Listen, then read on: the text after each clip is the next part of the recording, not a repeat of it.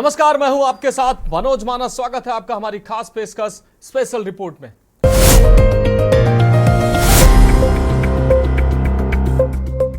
आज हम सबसे पहले बात करेंगे लोकसभा में वक्फ बिल के अटकने की। दरअसल विपक्ष के हंगामे के चलते पेश किया गया वक्फ बिल अटक गया है। अब यह बिल संयुक्त संसदीय समिति यानी जेपीसी को भेजा जाएगा। लोकसभा अध्यक्ष अब दोनों सदनों के सदस्यों की एक संयुक्त संसदीय कमेटी बनाएंगे जो इस विधेयक के पहलुओं और सांसदों की आपत्तियों पर विचार करेगी, संसद को अपनी सिफारिशें सौंपेगी और बात होगी देश के दिग्गज पहलवान विनेश फोगाट के संन्यास की। बुधवार को वजन कुछ ज्यादा होने की वजह से कुश्ती स्पर्धा के फाइनल से विनेश फोगाट को बाहर कर दिया गया था। सेमीफाइनल में उन्होंने क्यूबा की पहलवान लोपेज गुजमान को 5-0 से हराया था। तो चलिए चलते हैं खबरों के विस्तार में। देखिए हमारी खास पेशकश स्पेशल रिपोर्ट।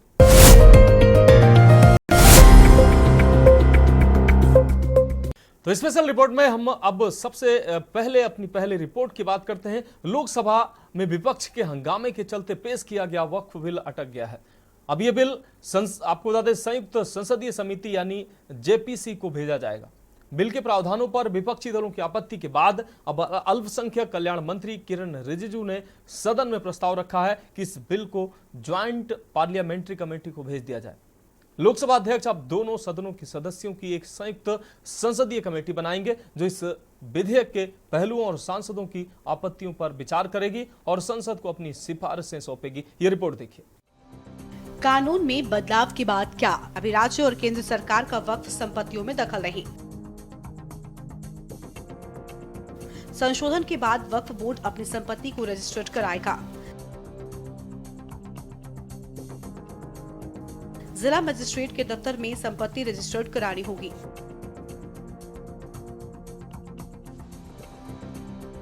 जिससे संपत्ति का मूल्यांकन हो सके।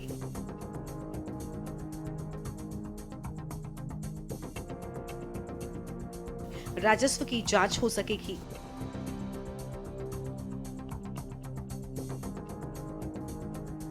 नए बिल में प्रावधान सिर्फ मुस्लिम ही वक्फ संपत्ति बना सकते हैं। बोर्ड के स्ट्रक्चर में बदलाव किया जाएगा।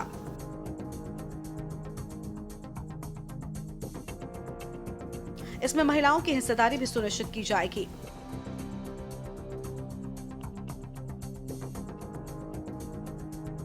राज्यों में वक्फ बोर्ड में महिला सदस्य शामिल होंगी।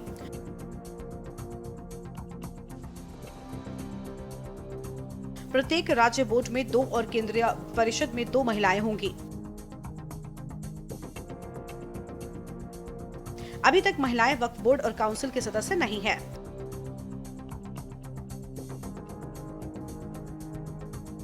जिन जगहों पर वक्फ बोर्ड नहीं है वहां कोई ट्रिब्यूनल में जा सकता है जो अब तक नहीं है। ये बिल जो इंट्रोड्यूस हो रहा है ये अध्यक्ष महोदय बहुत सोची समझी राजनीति के तहत हो रहा है। अध्यक्ष महोदय जब लोकतांत्रिक तरीके से चुने जाने की पहले से प्रक्रिया है तो उसको नॉमिनेट क्यों किया जा रहा है? वहीं जहां अन्य धार्मिक जो मसले हैं, बॉडीज़ हैं, उनमें कोई गैर बरादरी का नहीं आता है। मान लीजिए वक्फ बोर्ड में गैर मुस्लिम को शामिल करने का औचित्य क्या बनता है?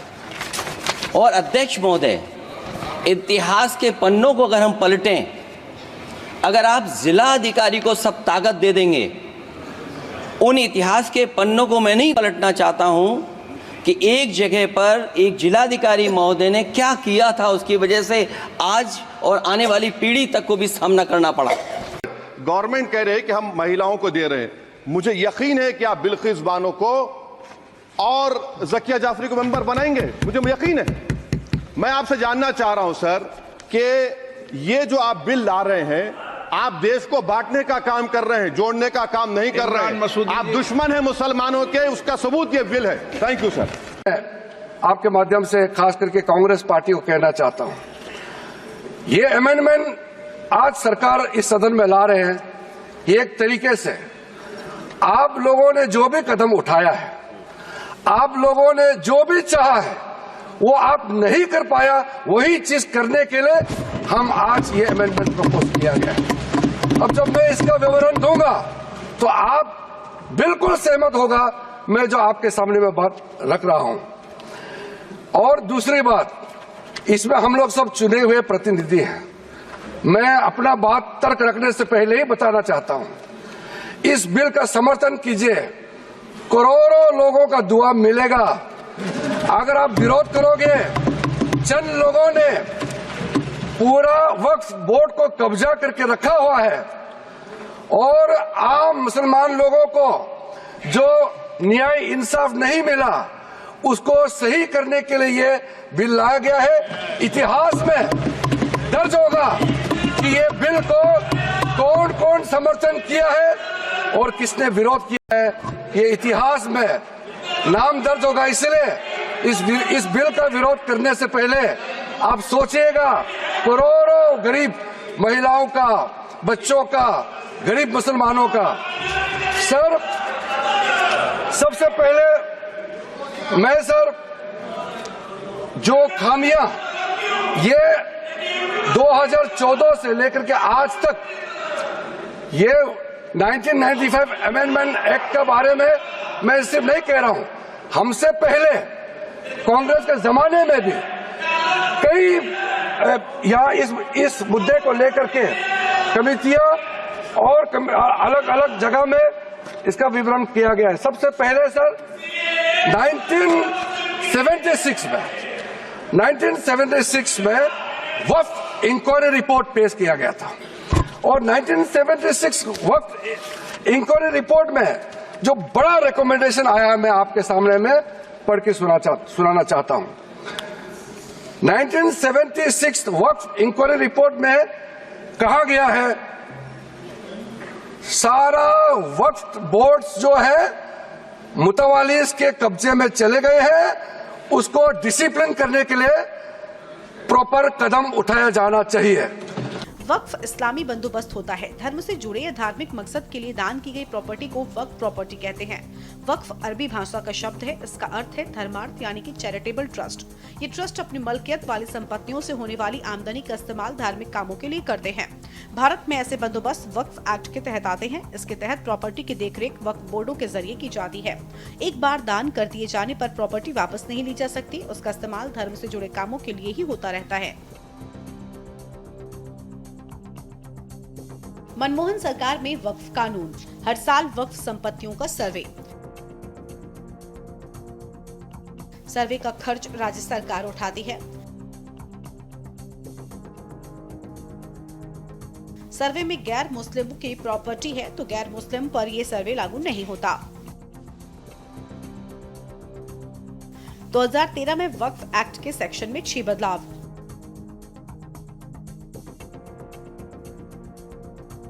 गैर मुस्लिम की जमीन सर्वे में आती है तो वक्फ के ट्रिब्यूनल में ही चैलेंज करना पड़ेगा।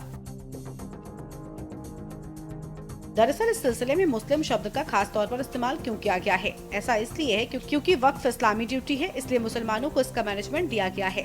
सरकार दूसरे धर्मों के लोगों को इसमें शामिल करना चाहती है ताकि वक्फ एक्ट 1954 साफ साफ कहता है कि मुसलमान जनता की भलाई के लिए प्रॉपर्टी दान करते हैं और मुसलमान ही उनकी देखरेख करेंगे।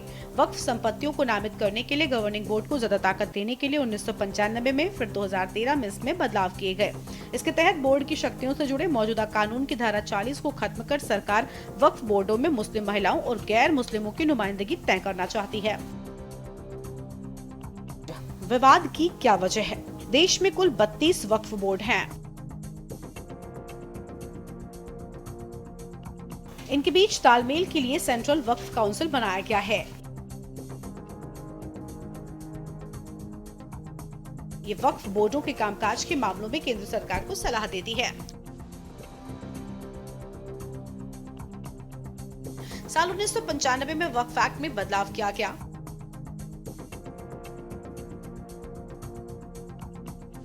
हर राज्य केंद्र शासित प्रदेश में वक्फ बोर्ड बनाने को मंजूरी दी गई। देश के कुल वक्फ बोर्ड के पास 8 लाख एकड़ जमीन है। साल 2009 में ये संपत्ति 4 लाख एकड़ हुआ करती थी।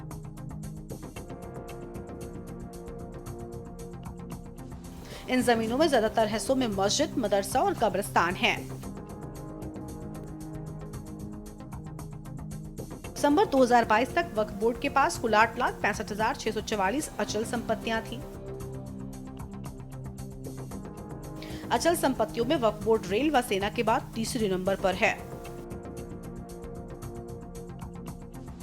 बता दें कि वक्फ अधिनियम 1954 में पारित किया गया था। मौजूदा अधिनियम में बड़े बदलाव का प्रस्ताव है, जिसमें वक्फ बोर्ड में मुस्लिम महिलाओं और गैर मुस्लिमों की नुमाइंदगी देना शामिल है। वक्फ के तहत संपत्तियां संविधान से संरक्षित हैं। वक्फ के तहत संपत्तियां वक्फ एक्ट और मुस्लिम पर्सनल लॉ एप्लीकेशन एक्ट 1937 के, वक्फ के तहत संपत्तियां वक्फ एक्ट और मुस्लिम पर्सनल लॉ एप्लीकेशन एक्ट 1947 के 39 प्रावधानों से शासित हैं, जो हमारे कानून और संविधान ने उन्हें मान्यता दी है। आपको बता दें कि संशोधनों का विरोध कर रहे लोगों का कहना है कि केंद्र सरकार जिला कलेक्टरों को वक्फ प्रॉपर्टी से जुड़े विवाद सुलझाने का अधिकार देना चाहती है।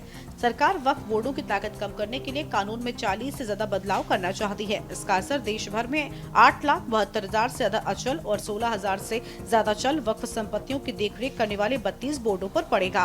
बहरहाल एक्ट में संशोधन के फैसले ने इसे लेकर बड़ी बहस छेड़ दी है।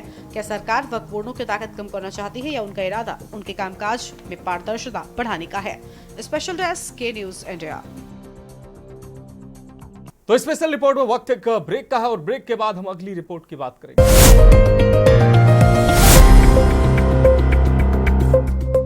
ब्रेक के बाद स्पेशल रिपोर्ट में एक बार फिर से आपका स्वागत है। हम अगली रिपोर्ट की बात करते हैं। तो स्पेशल रिपोर्ट में अगली रिपोर्ट की बात करते हैं। देश की दिग्गज पहलवान विनेश फोगाट ने संन्यास का ऐलान कर दिया है। आपको बता दें, बुधवार को उन्हें पहलवानों की 50 किलोग्राम कुश्ती स्पर्धा के फाइनल से बाहर कर दिया गया था। सेमीफाइनल में उन्होंने क्यूबा की पहलवान लोपेज गुंजमान को 5-0 से हराया था, लेकिन उन्हें डिस्क्वालीफाई कर दिया गया। विनेश ने आहत होकर कुश्ती को अलविदा कह दिया। ये रिपोर्ट देखिए। विनेश फोगाट ने कुश्ती को कहा अलविदा। निजी जीवन में भी योद्धा हैं विनेश फोगाट। संघर्षों से भरा रहा करियर, हमेशा चैंपियन बनकर निकली।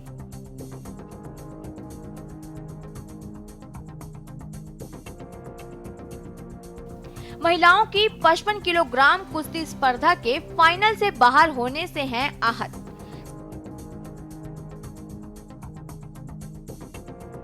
सेमीफाइनल में विनेश फोगाट ने क्यूबा की पहलवान लोपेज गुजमान को 5-0 से हराया था।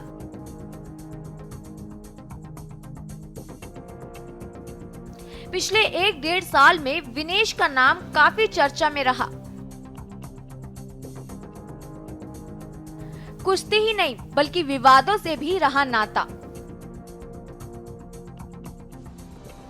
देश के दिग्गज पहलवान विनेश फोगाट ने संन्यास का ऐलान कर दिया है। सेमीफाइनल में उन्होंने क्यूबा की पहलवान लोपेज गुजमान को 5-0 से हराया था।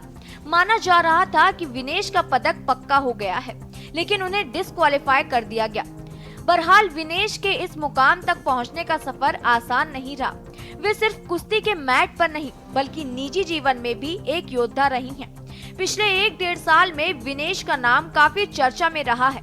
सिर्फ पदक जीतने के मामले में नहीं बल्कि विवादों से भी उनका नाता रहा है।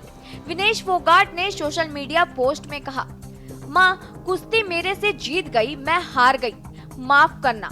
आपका सपना, मेरी हिम्मत सब टूट चुके, इससे ज्यादा ताकत नहीं रही। अब अलविदा कुश्ती 2001-2024। उन्होंने माफी मांगते हुए कहा कि आप सबकी हमेशा ऋणी रहूंगी। विनेश फोगाट का खेल करियर। विनेश ने बड़े बड़े टूर्नामेंट में देश का नाम रोशन किया।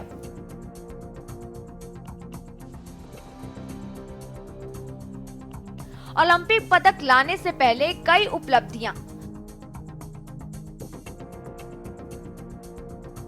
राष्ट्रमंडल खेलों के अलावा एशिया खेल, विश्व चैंपियनशिप और एशिया चैंपियनशिप में तिरंगा लहराया।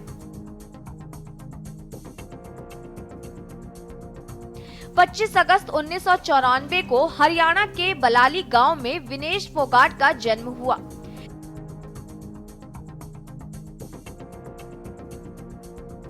विनेश का जन्म भारत के सबसे प्रसिद्ध कुश्ती परिवार में हुआ। विनेश के ताऊ महावीर सिंह ने फोगाट बहनों को बहुत कम उम्र में खेल से परिचय कराया।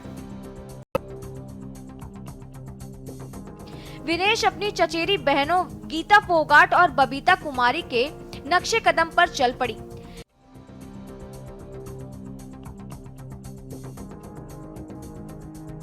महज 9 साल की उम्र में विनेश के पिता का अचानक निधन हो गया था। लड़कियों को पहलवानी सिखाने पर फोगाट परिवार को मिसे ताने। मुश्किल ट्रेनिंग करती रही विनेश। आपको बता दें कि विनेश को ट्रेनिंग के लिए सुबह 3:30 बजे उठकर जाना पड़ता था। बचपन से ही बिना ट्रेनिंग के घंटों की गिनती किए बिना लगातार प्रैक्टिस करती थी। गलती होने पर मार भी पड़ती। ट्रेनिंग के बाद वे स्कूल भी जाती, जहां थकान के कारण वे क्लासरूम में सो जाया करती थी। बाल लंबे करने की इजाजत उन्हें नहीं थी, क्योंकि विनेश के ताऊ जी को लगता था कि लंबे बाल ध्यान भटका सकते हैं। विनेश फोगाट की खास उपलब्धियां। 2014 कॉमनवेल्थ गेम्स में विनेश फोगाट ने पहला बड़ा अंतर्राष्ट्रीय खिताब जीता। स्वर्ण जीता तो ओलंपिक खेलों में कदम रखने के लिए आत्मविश्वास बढ़ा। 2016 रियो ओलंपिक के क्वार्टर फाइनल में जगह बना ली, पदक से चूक गई। उन्होंने 2018 में राष्ट्रमंडल खेलों और एशिया खेलों में स्वर्ण हासिल किया। आपको बता दें कि विनेश फोगाट ने नूर सुल्तान में पहला विश्व चैंपियनशिप पदक हासिल किया और इससे पहले एशिया कुश्ती चैंपियनशिप में कांस्य पदक जीतकर सभी को हैरान कर दिया। 2021 एशिया चैंपियनशिप में अपना पहला स्वर्ण पदक जीता, टोक्यो ओलंपिक का हिस्सा बनी। साथ ही राष्ट्रमंडल खेल 2022 में लगातार तीसरी बार स्वर्ण पदक अपने नाम किया है। विनेश फोगाट 3 राष्ट्रमंडल खेलों में स्वर्ण पदक जीतने वाली पहली भारतीय महिला पहलवान है। खेल प्रणाली के खिलाफ किया था आंदोलन।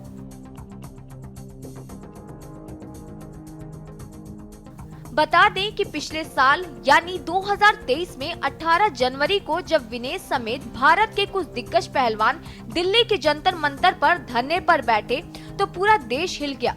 महिला खिलाड़ियों ने कुश्ती संघ के अध्यक्ष रहे बृजभूषण सिंह पर यौन उत्पीड़न का आरोप लगाया था। मामला बढ़ा तो बृजभूषण को अपनी कुर्सी गंवानी पड़ी। वहीं संजय सिंह के अध्यक्ष बनते ही विनेश की साथी पहलवान साक्षी मलिक ने कुश्ती छोड़ने का ऐलान कर दिया। उनके बाद बजरंग पुनिया ने पद्मश्री लौटा दिया और पैरा पहलवान वीरेंद्र सिंह ने भी पद्मश्री लौटाने की बात की। इसके बाद खेल मंत्रालय ने भारतीय कुश्ती संघ को निलंबित कर दिया। तदर्थ समिति बनाई गई तो अंतर्राष्ट्रीय ओलंपिक संघ ने भारतीय कुश्ती संघ को निलंबित कर दिया। हालांकि संजय सिंह को पहलवान अध्यक्ष मानने को तैयार हुई और IOC ने निलंबन हटा लिया। हालांकि बृजभूषण पर आरोप तय होने के बाद सजा नहीं मिली तो विनेश ने भी खेल रत्न और अर्जुन पुरस्कार लौटाने का ऐलान कर दिया था। इसके बाद ओलंपिक चयन ट्रायल को लेकर भी खूब बवाल हुआ। ऐसे में विनेश को अपना मूल भार वर्ग 53 किलोग्राम छोड़ना पड़ा और वह भार घटाकर 50 किलोग्राम कैटेगरी में आ गई। हालांकि बवाल यहीं तक नहीं रुका। कौन सी एथलीट जाएगी और कौन नहीं, इसको लेकर कुश्ती संघ को फैसला करना था और उन्होंने ओलंपिक कोटा हासिल करने वाले एथलीट्स के लिए 2 चयन ट्रायल रखवाए। हालांकि बाद में कुश्ती संघ ने चयन ट्रायल रद्द कर दिया और इस तरह विनेश ही ओलंपिक में उतरी। हालांकि आंदोलन में शामिल होने के कारण कहा गया कि उनकी तैयारी अच्छी नहीं है। विनेश हमेशा कहती रही कि उनका सपना भारत को ओलंपिक पदक दिलाना रहा है। स्पेशल डेस्क के न्यूज इंडिया। तो स्पेशल रिपोर्ट में आज के लिए मेरे साथ इतना ही। मुझे दीजिए इजाजत और आप देखते रहिए के न्यूज इंडिया।